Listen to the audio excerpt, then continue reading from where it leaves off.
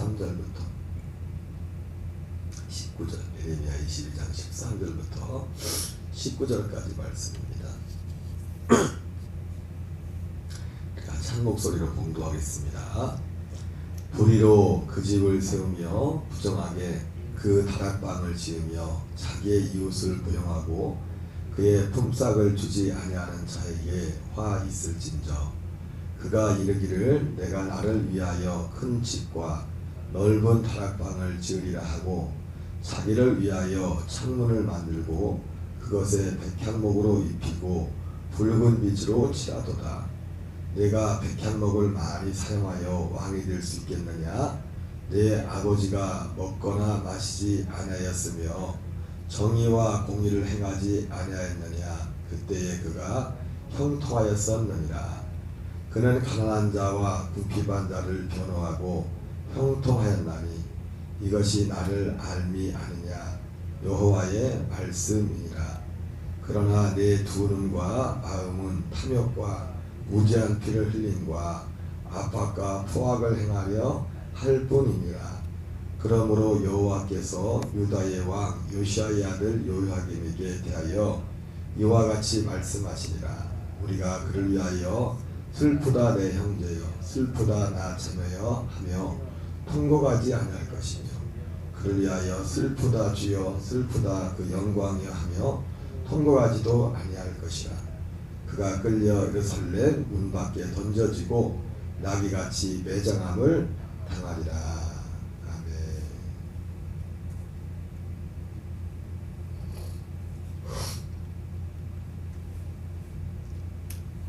오늘은 예레미야 22장 13절부터 19절까지 본문의 말씀을 중심으로 말씀을 찢지 말고 내 옷을 찢어야 삽니다. 말씀을 찢지 말고 내 옷을 찢어야 삽니다라는 제목으로 하나님 말씀을 전하도록 하겠습니다.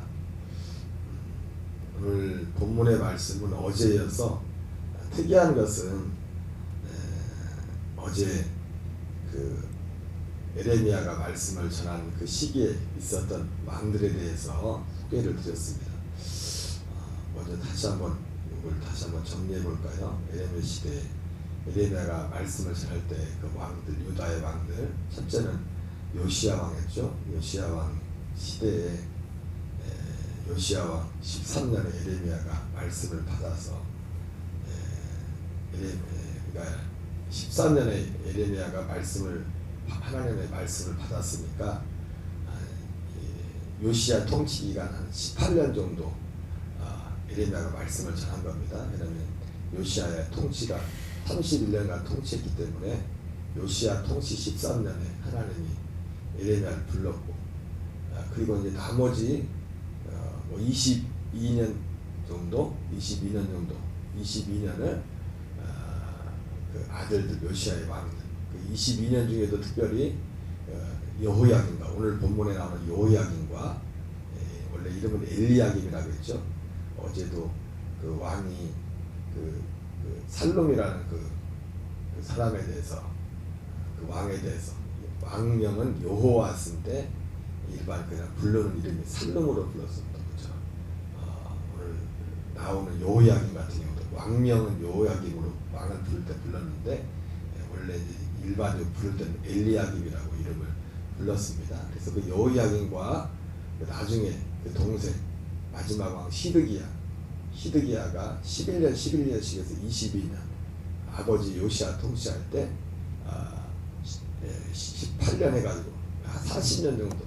그래서 우리가 보통 예레미야가 하나님의 말씀을 40년 동안 예레미야에 기록된 말씀이 40년 동안 전해졌던 그 말씀이 기록된 것이 예레미야서라고 말씀을 드렸습니다.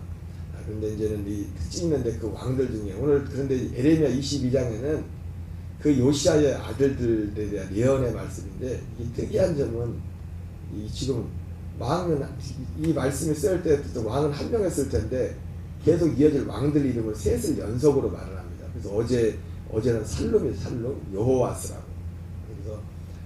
그래서 그 시기를 통치 시기를 치면은 첫 번째가 요시야 아버지, 그 다음에 그 아들 셋째 아들 이름은 셋째 아들 살롬이 여호와스가 통치했고 3개월 통치했죠. 그리고 그 다음 여호야긴 둘째 아들이에요. 둘째 아들 통치했고 나중에 여호야긴이라고 해가지고 여호야김의 아들, 그러니까 요시아의 손주죠. 요시아의 손주가 잠깐 그 살롬 여호와스하고 여호야긴하고의 통적이 뭐냐면 잠깐 동안 잠깐 통치하다가 두 사람 특징이 있습니다. 여호와스 어제 봤던 살롬이라는 사람은 애굽으로 끌려가고 여호야긴은 나중에 바벨론으로 끌려가게 되죠.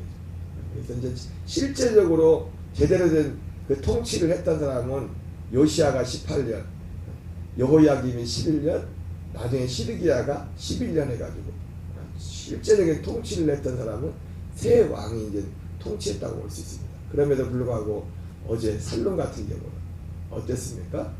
3개월 통치라고도 말하기 힘들 정도로 그 정황이 어제 정황을 말씀했지만 그런 삶 가운데서 그래서 하나님이 그 요시아를 위해 울지 말고 그 살롬을 위해서 울라 그러면서 그 살롬의 그 여호와스 그 끌려가는 그 모습을 보면서 뭐 일반적으로 일 때는 오늘 말씀도 그렇지만은 그 어제 말씀처럼 살롬에 대한 예언, 살롬에게 일어날 그 일들, 그리고 오늘 여호야김이 닥칠 그 운명대에서 일반적인 그 운명들에 대해서 오늘 기록하고 있고, 또 내일 그 다음에 나오는 또 여호야김, 아까 방금 말씀했던 여호야김의 아들 여호야긴의 그 운명에 대해서 이제 그 다음에 또 나옵니다. 말씀이 이렇게 세 명의 왕들에 대한 그 예언의 말씀들이 나오는데, 오늘 말씀의 맥락도 보면 어제 말씀과 별 다를 것이 없습니다. 오늘 보면은 어제 살롬에 대한 하나님의 어떤 부정들이, 그래서 어제 말씀에 보면 그 잡혀간 자 살롬을 해서 슬피 울라고 그렇게 말씀하는데, 그 슬피 울라는 것은 긍정적인 의미에서 울라는 표현보다도 부정적인 의미에서 울라는 표현을 울라고 말씀하신 거였죠. 오늘 13절부터 나오는 말씀도 마찬가지입니다. 오늘 그 아버지 요시아와 그 아들 요야김에서 특별히 오늘 말씀은 어제 말씀은 그렇지만 어제 말씀도 아버지 요시아와 아들 살롬에 대해서 대조적으로, 오늘 말씀도 아버지 요시아와 아들 요야김을 이 어떤 비교하는 대조적으로 아주 말씀이 나오고 있습니다. 13절부터 한번 다시 읽겠습니다. 불의로 그 집을 세우며 부정하게 그 다락방을 지으며 자기의 이웃을 고용하고 그의 품삯을 주지 아니하는 자에게 화 있을진저. 오늘 13절에도 나오는 이 내용이 바로 여호야김에 관한 그런 내용입니다. 불의로 그 집을 세우며 부정하게 그 다락방을 지으며 자기의 이웃을 고용하고 그의 품삯을 주지 아니하는 자에게 화 있을진저. 그가 이르기를 내가 나를 위하여 큰 집과 넓은 다락방을 지으리라 하고 자기를 위하여 창문을 만들고 그것에 백향목으로 입히고 붉은 빛으로 칠하도다. 내가 백향목을 많이 사용하여 왕이 될 수 있겠느냐? 내 아버지가 먹거나 마시지 아니하였으며 정의와 공의를 행하지 않았느냐? 그때 그가 형통하였습니다. 13절 14절에서는 그 여호야김의 행태에 대해서 기록하고 있습니다. 반대로 15절에서는 그 아버지를 예를 들면서 그러나 내 아버지는 그리하지 않았다. 정의와 공의를 행하였다. 그때 형통하였다. 이렇게 말씀합니다. 그가 특별히 그 아버지 요시아의 삶을 보면 그는 가난한 자와 궁핍한 자를 변호하고 형통하였나니 이것이 나를 알미 아니냐? 여호와의 말씀입니다. 하나님을 아는 것, 하나님을 안다는 것은 단순히 어떤 지식으로 아는 데서 끝나는 것이 아니라 하나님의 알면 요시아와 같이 오늘 반대로 요야김은 하나님을 알지 못한다는 거죠. 하나님을 알지 못하기 때문에 탐욕과 탐심을 쫓아서 갔다고 말씀하고 있습니다. 이것이 나를 알미 아니냐? 여호와의 말씀이니라. 그래서 사실은 하나님의 말씀은 사실은 무엇과 싸우냐면 우리의 탐심과 싸웁니다. 우리의 탐심. 우리가 하나님의 말씀을 쫓을 것이냐, 우리의 탐심을 따라갈 것이냐. 최근에 어느 분 그 인사청문회가 있었죠. 장관자니까. 그분이 이제 낙마를 하게 됐죠. 근데 그분에 대해서 여러 이제 글들이 있는데 보니까 그분의 낙마를 보면서 그분이 뭐 저는 뭐 자세히 보지도 않았지만 뭐 그동안 몰랐던 모든 부정과 그런 것들이 너무 드러난다고. 그런데 문제는 뭐냐면 그분도 아마 교회를 열심히 다니시는 분이다. 그러면서 어느 분이 글을 썼습니다. 이것이 어쩌면 한국교회의 문제다. 한국교회. 교회도 열심히 다니고 이것저것 하는 것 같은데 어떤 기복적인 신앙, 하나님의 진리 없는, 그러면 자기의 탐심과 탐욕을 쫓으면서 겉으로는 그럴듯하게 하는 그 모습이 단지 그 한 사람의 개인의 일탈이 아니라, 물론 모든 교회가 다 그렇지는 않겠지만 한국교회의 전반적인 그런 신앙생활하는 많은 분들의 모습이라고 어떤 가슴을 찌르는 그런 말씀들을, 글들을 쓴 것을 봤습니다. 그게 사실은 부정하지 못할 겁니다. 그래서 예수 믿으면서도 정말 저게 자랑할 게 아닌데 어떤 불의를 하고 편법을 하고 이런 것들에 대해서 사람들이 부끄러울 줄 모르고 부끄러운지라도 알아야 되는데 그걸 뭐 떳떳하게 말하는 사람들, 오히려 또 그걸 가르쳐주는 사람도 있어요. 불법에 대해서, 편법에 대해서. 그게 오늘 어떻게 보면 오늘 여호야김의 왕을 보면서 여호야김 왕 속에 옛 왕으로서 지금 이런 일들을 했지만은 오늘날 우리 교회 가운데 전반적으로 흩어져 있는, 물론 모든 분들이 그렇지는 않겠죠. 그렇지 않고 정말 바른 길을 가르치는 분들도 많이 있지만은 의외로 우리의 삶 속에 오늘 본문에 나오는 것처럼 여기 17절에 그러나 내 두 눈과 마음은 탐욕과 무지한 피를 흘림과 압박과 포악을 행하려 할 뿐이라. 물론 여기서 이 17절 같은 경우는 지금 왕이 힘을 가지고 무지한 피를 흘리고 압박과 포악을 행한다 이런 표현이 있겠지만, 일반적으로 제일 먼저 맨 앞에 나오는 탐욕과 탐심, 우리의 탐욕에 의해서 편법과 불법을 아무렇지도 않게, 예수님 믿는다 하면서도 아무렇지도 않게 할 뿐만 아니라 그거에 대해서 또 자랑까지 누구한테 이렇게 하라고 가르쳐주는, 합법적으로 하면 합법적인 걸 몰라서 하는 걸 가르쳐 줘야겠죠. 그러나 그게 합법적이지도 않고 불법적인 거임에도 불구하고 그것을 너무나 자연스럽게 하는 그런 것들이 오늘 이 시대의 모습이 아닌가. 그리고 오늘 그 여호야김의 그 모습이 그런 모습이었고, 오늘 하나님이 그런 여호야김에 대해서 그 아버지 요시아는 그렇지 않던 요시아와 비교를 하면서 이런 여호야김의 운명에 대해서 말하면서 이 사람을 위해서 울 필요도 없다. 어제 말했던 울라고, 살름을 해서 울라고 한 말씀이나 사실은요, 오늘 여호야김에서는 울지도 말라 했던 말은 사실은 같은 면에서 말한, 같은 맥락에서, 같은 맥락.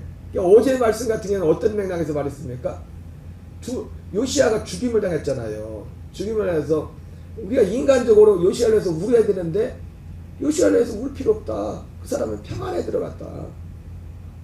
그런 면에서 그러니까 어제 말했던 울지 말라는 것은 긍정적인 의미에서 울지 말라는 거예요. 어제 말씀했던 울라고 한 것은, 살림을 해서 울라고 한 것은 부정적인 의미에서 울라고 한 거예요. 살림을 해서.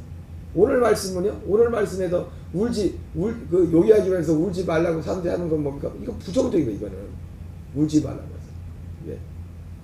이게 이런 탐욕을 내서, 이런 범죄를 내서, 그 사람은 울 필요 없다, 그 사람들에서. 우리가 일반적으로 생각하는, 우리가 사람들이 일반적으로 우리 이웃에 사람들이 죽어도 그 죽음에 대해서 여러 가지 반응이, 그 사람이 살아온 그 삶의 결과로서 사람들이 갖는 마음이 다 다르지 않습니까? 진짜 어떤 사람이 죽음을 해서는 정말 애통하는 게 있는 것과 반면에 어떤 사람의 죽음에서는 그냥 뭐 그런 대로 그러고, 어떤 사람의 죽음에 대해서 심지어 잘 죽었다, 저 사람. 일반적으로 잘 죽었다. 뭐 그러면 안 되지만은 그런 사람도 있지 않습니까? 근데 오늘 여호야김의 죽음에 대해서는 쉽게 말하면 잘 죽었다는 거예요. 잘 죽었다는 거예요. 그 사람 잘 죽었다. 빨리 죽었어야 되는데. 그래서 울지 마라. 어제 말했던 살룸 같은 경우도 그 사람을 해서 살룸을 해서 울라고 요시아를 위해서 요시아의 죽음을 보고 울지 말고 살룸을 보고서 울라고 했던 것은 그 부정적인 의미에서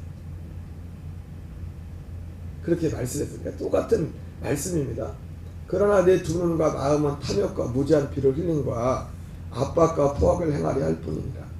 그러므로 여호와께서 유다의 왕 요시아의 아들 요야김에 대하여 이와 같이 말씀하십니다. 우리가 그를 위하여 슬프다. 내 형제여 슬프다.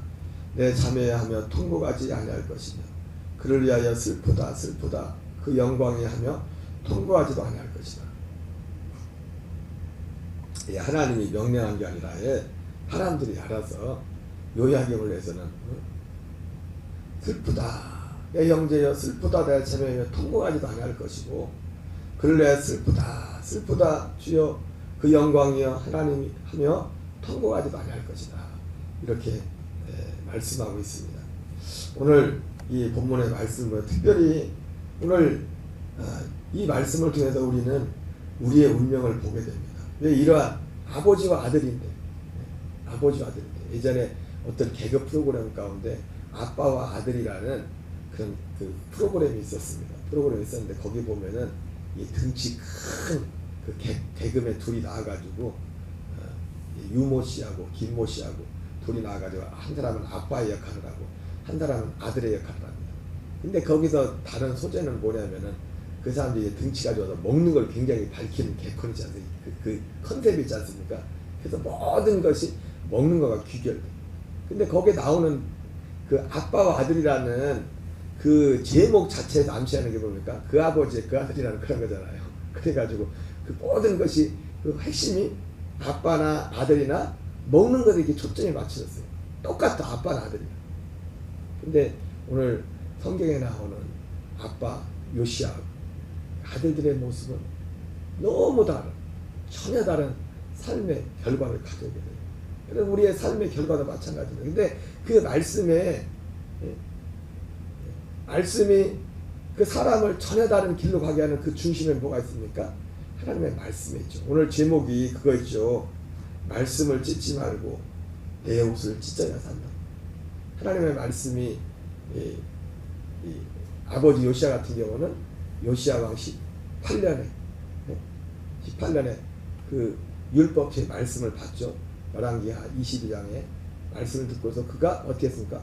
옷을 찢고서 가슴을 찢으면서 하나님 앞에 겸비하고 그 마음이 부드러워져서 주님 앞에 겸비했을 때, 그래서 하나님께서 어제 말씀드린 것처럼 요시아에게 이 예루살렘과 유다에 닥칠 그 처절한 그 재앙, 심지어 그 바벨론에게 성이 마지막 포위됐을 때는 실제로 신명기에 있었던 말씀들이 그대로 예언이 성취됐어요. 그러니까 이스라엘은 어떤 이스라엘 민족은 우리에게 뭘 보여주냐면 하나님의 말씀이 그대로 이루어진다는 것을 이스라엘의 역사를 통해서 우리에게 보여주고 있어요. 그래서 그 신명기에 나와 있는 말씀, 아마도 그 성전에서 발견된 율법책은 아마 신명기일 가능성이 높아요. 신명기라고 나와 있지는 않지만, 왜냐하면 그 말씀이 그 신명기에 기록된 그 말씀을 찾아가지고 그 율법책을 읽어주는 내용이 신명기에는 있는 내용이에요. 너희들이 이런 신명기에 나오는 말씀이 복과 저주지 않습니까? 제가 최근에 말씀드렸던 것처럼 그 신명기에서 복에 대해서는 말씀보다 저주에 대한 말씀이 많잖아요. 말씀을 어겼을 때, 말씀을 떠났을 때. 그래서 그 말씀을 떠났을 때 그들에게 임할 저주 중에 어떤 신명기에 나오는 말씀 중에 뭐가 있어요? 이 적들이 쳐들어와가지고 성이 포위돼가지고 이제 뭘 공급할 수가 없어가지고 먹을 게 없어가지고 성 안에서 부모들이 자식들을 잡아먹는 이런 일도 일어날 거라고 신명기에 예언되어 있어요. 근데 실제로 그 일이 실제로 일어난단 말이에요. 실제로 이 바벨론이 쳐들어와서 나중에 마지막에 이제 끌려갈 때, 성전이 불타고 끌려갈 때 성이 예루살렘 성이 포위된 그 상황에서 실제로 부모가 자식을 잡아먹는 그런 일들이, 북이스라엘에도 그런 일이 있었죠. 그렇죠? 북이스라엘에도 아합시대 그러네. 아합시대. 적들이 쳐들어와서 사마리아 성이 포위됐을 때 먹을 것이 없어가지고, 그래서 서로 내기해서 가위바위보 해가지고 네 자식 먼저 먹고 내 자식 먹자 그랬는데, 진 사람이 자기 자식을 참 입에 담기도 그렇죠. 그러고 나니까 이게 사람이 배고픔이랑 먹지 못한다는 고통이, 진짜 우리는 잘 먹고 잘 살기 때문에 그런 걸 모르지만, 하루 한 끼도 잘 못 굶잖아요. 요즘 한 끼. 그 다이어트 하려고는 굶을지 모르겠지만 자연적으로 한 끼도 제대로 굶지를 못한다고요. 하루. 뭐 다른 교인들도 그렇지만 저도 뭐 금식을 자주 하는 목사도 아니지만은 우리 교인들 봐도 뭐 금식기도 그런 분들은 뭐 물론 연세 들어서 금식기도 하면 또 많이 안 되겠지만은 그 말씀이 그대로 이루어진단 말이에요. 요시아는 그 말씀을 읽고 나서 어떻게 했어요? 가슴을 찢고 그 처참한 그 상황을 본다는 것이 너무나 고통스러울 겁니다. 하나님께서 요시아의 그 말을 보면 너는 그것을 보지 않을 것이다. 보지 않고 너희 조상에게로 돌아갈 거다. 그래서 사람들 볼 때는 요시아가 어제 말씀했지만 너무나 어이없이 죽는 것처럼 보였지만은, 그래서 사람들이 슬피 울었죠. 물론 육신적으로 얼마든지 슬피 울만하죠. 근데 하나님 편에서 볼 때는 요시아의 죽음에 대해서 그는 평안에 들어간다. 평안에. 그래서 요시아를 위해서 울지 말라는 거예요. 살림을 위해서, 지금 살아있는 살림을 위해서 그러는, 얘가 문제다. 얘가. 살아있는 애가. 저는 종종 그런 생각을 합니다. 많은 분들이 장례식장 가서 막 울잖아요. 근데 맞아, 우는 게, 조문하는 게 얼마나 정상적인 거죠. 그런데 어떤 사람들의 어떤 불행을 보면서 막 가슴 아파하잖아요. 그죠? 어떤 특별히. 근데 저는 항상 그런 생각을 합니다. 그 사람 걱정하지 말고 그 사람은 내두고 나를 걱정해라. 나를. 내가 하나님 앞에서 내 자신을 걱정해야지. 물론 다른 사람 걱정해 주는 게 잘못된 거 아니에요. 근데 그 사람이 문제가 아니라 내가 문제다. 내가. 그래서 요시아는 그 말씀을 읽고서 옷을 찢고서 겸비해서 하나님의 그의 삶을, 그에 대해서 그를 축복했지 않습니까? 요시아를. 그런데 오늘 요야김은 어떻습니까? 요야김은 뒤에 보면 나오지만 이 사람은 에레미야 11년을 통치하면서 말씀을 이렇게 써서 보내주면 이 사람은 실제로 요야김은 어떻게 했어요? 말씀을 잘라버려서 가을로 잘라버리고 심지어 불에 태워버리고. 그래서 요시아는 하나님의 말씀 앞에서 왜 아버지와 아들 아버지와 아들인데 왜 아버지와 아들이 그렇게 전혀 다른 삶의 결과가 나왔냐? 하나님의 말씀 앞에서의 모습입니다. 말씀을 듣고 옷을 찢은 요시아와 말씀을 듣고서 옷을 찢은 게 아니라 말씀을 찢어버렸어요. 요야김은 말씀을 찢어버렸어. 말씀을 태워버렸어. 이런 말씀을 찢고 말씀을 태우면은 말씀이 찢어질까요? 말씀이 태워질까요? 결국 말씀을 찢고 말씀을 태우면 자기 자신이 찢기는 겁니다. 자기 자신이 태워지는 거예요. 태워지는 거예요. 오늘날 교인들은 문제는 뭐예요? 근데 더 요약임보다 더 심각해. 왜? 말씀 자체가 안 들으니까. 찢고 버리고 뭐 그거 할 것도 없어요. 아예 하나님의 말씀 자체를 듣기를 함하지 않고 말씀 앞에 설력을 하지 않아요. 요약이면 어쨌든 요약이면 물론 회개하죠. 보통 문제가 아니죠. 억지로라도 선자가 서 말씀을 들려줬지만 오늘날 많은 사람들은 실제로 들어야 될 말씀 자체를 선택은 자기가 하는 거지만 전혀 주어지지 않고 가지려고 하지 않고 관심도 없고,